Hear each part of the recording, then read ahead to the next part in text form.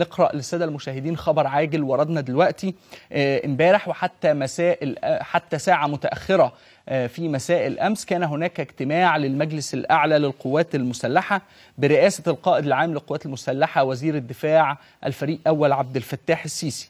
الاجتماع غرضه كان مناقشة إجراءات تأمين الاستفتاء. امبارح الاجتماع كان يناقش كل الإجراءات المتعلقة بتأمين عملية الاستفتاء على الدستور والمقرر عقد الاستفتاء في 14 و15 من يناير. نوقش في الاجتماع أيضا جاهزية واستعداد القوات المكلفة بتأمين المقار واللجان الانتخابية في جميع محافظات الجمهورية. الفريق عبد الفتاح السيسي قال في الاجتماع إنه حماية الشعب المصري وتأمين المناخ الآمن للمواطنين للإدلاء بأصواتهم خلال عملية الاستفتاء تعتبر في الوقت الحالي من المهام الرئيسية للقوات المسلحة.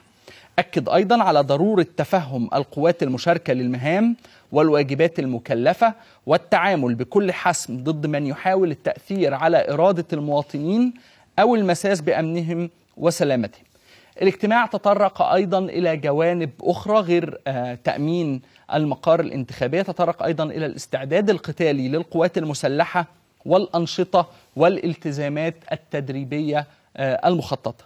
كان هناك في الاجتماع حضروا الفريق صدقي صبحي رئيس أركان القوات المسلحة وقادة الأفرع الرئيسية أعضاء المجلس الأعلى للقوات المسلحة.